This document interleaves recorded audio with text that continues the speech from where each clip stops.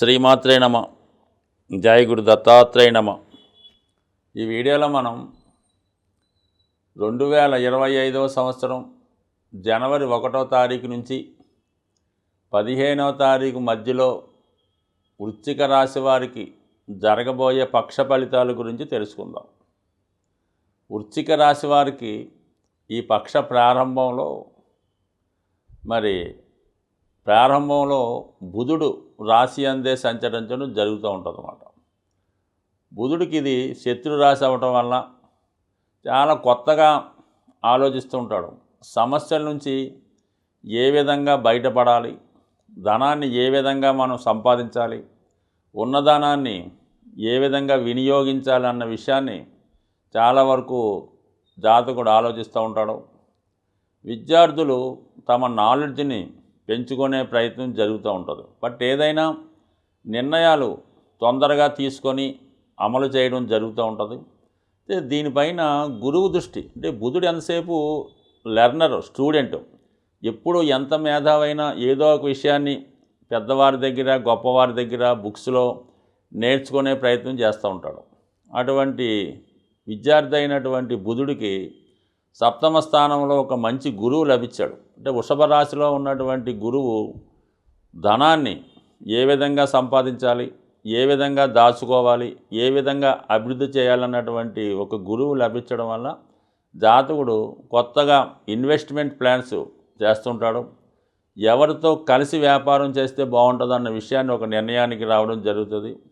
వివాహ విషయంలో ఉన్నటువంటి సమస్యల్ని సాల్వ్ చేసుకునే విధంగా ప్రయత్నం చేస్తాడు.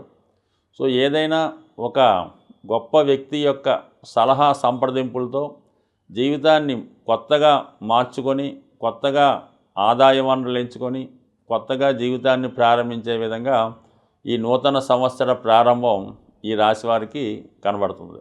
అయితే ఈ జనవరి 7వ తారీఖు తర్వాత బుధుడు ధనస్థానంలోకి చేరతాడు. సో ఇది అసలైనటువంటి ధనయోగం ఇప్పుడు ప్రారంభమవుతుంది.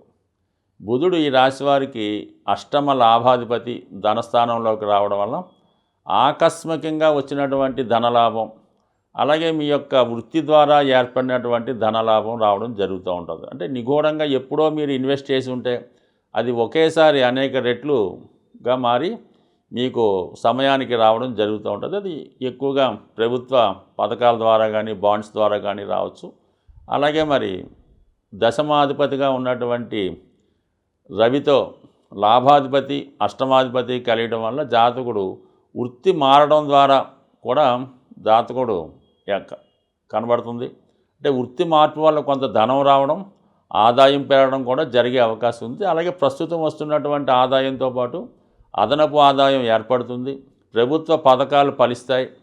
అలాగే ప్రభుత్వ ఉద్యోగ ప్రయత్నం చేస్తున్న వాళ్ళకి కానీ, ప్రభుత్వం ద్వారా ఏదైనా పని కావాల్సిన వాళ్ళకి ఈ సమయంలో అవి పూర్తి అవడం వల్ల మొత్తం మీద 2 రకాల ఆదాయం లభిస్తుంది. అటు వ్యవసాయం ద్వారా, పెద్దవారి ద్వారా, ప్రభుత్వం ద్వారా మొత్తం మీద ధనము లభిస్తుంది.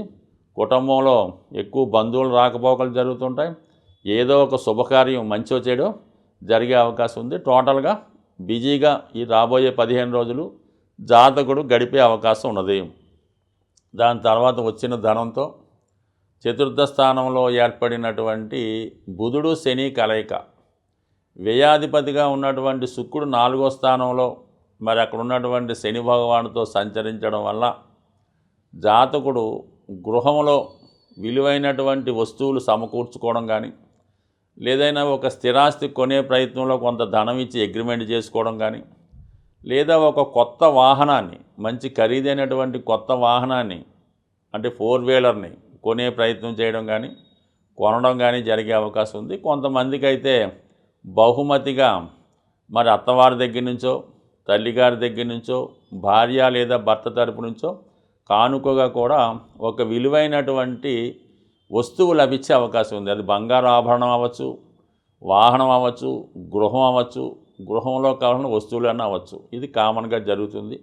అలాగే ముఖ్యంగా మీ యొక్క జీవిత భాగస్వామికి ఉపాధి అవకాశాలు లభిస్తాయి. ప్రస్తుతం వారు ఖాళీగా ఉంటే ఏదో ఒక ఉద్యోగం లభిస్తుంది, ఉపాధి అవకాశాలు లభిస్తాయి, ఉద్యోగ ప్రయత్నాలు ఫలిస్తాయి.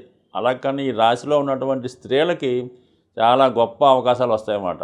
మరి అది భార్య కావచ్చు, మీ యొక్క సంతానానికైనా మరి ఉద్యోగ ప్రయత్నాలు ఫలించడం, అలాగే విదేశ ప్రయత్నాలు కూడా ఫలిస్తాయి. అంటే వ్యయాధిపతి 4లో ఉన్నప్పుడు స్థల మార్పు జరుగుతుంది.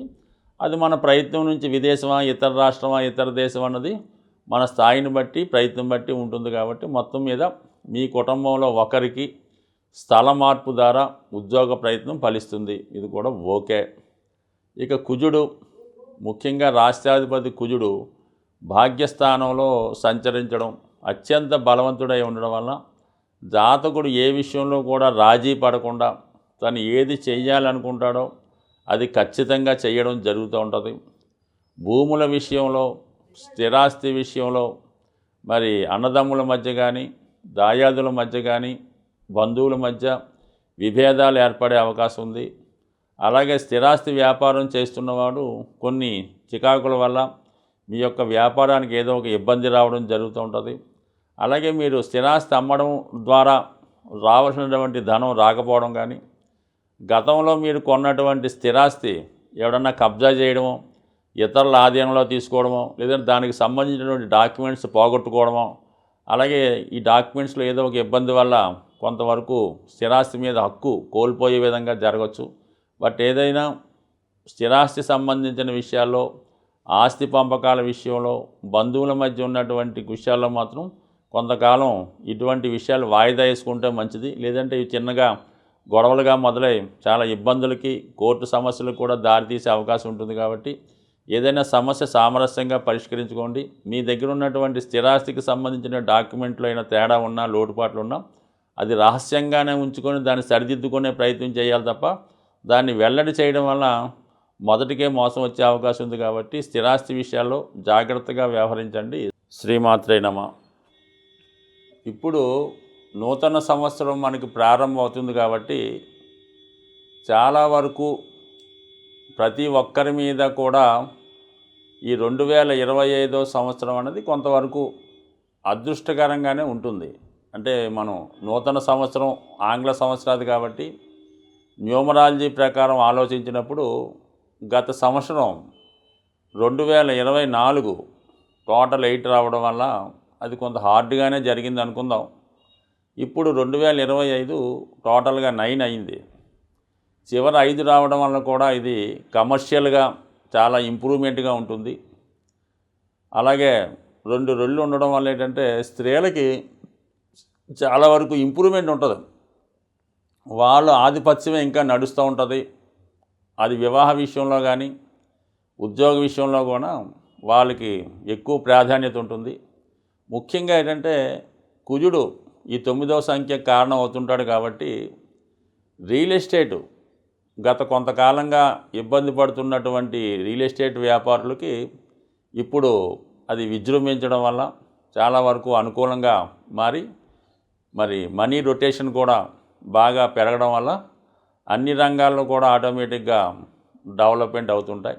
అయితే ముఖ్యంగా ఏంటంటే మరి ఈ 2025 సంవత్సరం ప్రారంభంలో రవి యొక్క అనుగ్రహం అందరికీ తప్పనిసరిగా ఉండాలి. సూర్యభగవానుడు బలంగా ఉంటేనే జాతకుడు అదృష్టవంతుడిగా కానీ ఆరోగ్యంగా ఉండే అవకాశం ఉంది. కాబట్టి ప్రతి ఒక్కరూ కూడా మరి సంవత్సర ప్రారంభంలో ఏదైనా దేవాలయాన్ని దర్శించి ఆ రోజు పుణ్య కార్యక్రమాల్లో పాల్గొని వీలైతే ఎవరికైనా కొంత డొనేషను వారి అవసరానికి తగ్గట్టుగా బట్టలో, స్వీట్సో, పుస్తకాలో ఏదో ఒకటి డొనేట్ చేయడం, సాధ్యమైనంత వరకు ఆ రోజు జనవరి 1వ తారీఖున అంటే ఆదివారం నాడు ఎలాగ ఉండాలో ఆ రోజు విధంగా మరి ఈ మాంసాహారాన్ని కంప్లీట్గా ఆ ఒక్కరోజు విడిచిపెట్టడం, అలాగే ఈ ఆల్కహాల్ డ్రింక్కి దూరంగా ఉండడం, చాలా వరకు అదే రోజు ఈ పార్టీలు గిట్లు పడి మొత్తం భ్రష్టు పట్టించడం జరుగుతుంది. దానివల్ల మొత్తం సంవత్సరం అంతా కూడా ఈ విధమైన ఇబ్బందులు ఎదుర్కోవడం జరుగుతుంది. కాబట్టి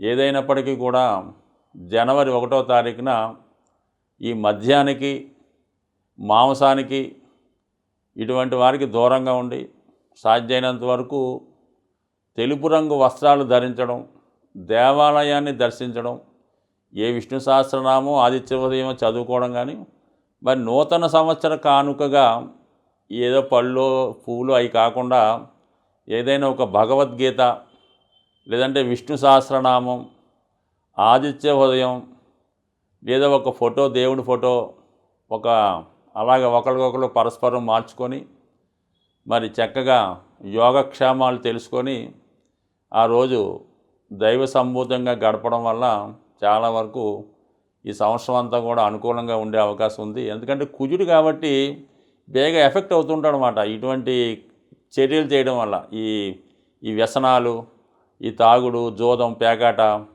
ఈ మాంసం, ఈ ఒక్కరోజు మాని చూడండి, మరి జీవితం మిగతా 364 రోజులు క్షేమంగా ఉంటారు. లేదు ఈ ఒక్కరోజే మనం హ్యాపీగా ఉందాం అనుకుంటే మిగతా 364 రోజులు ఏదో ఒక ఇబ్బంది రావడం జరుగుతుంది. స్వస్తి.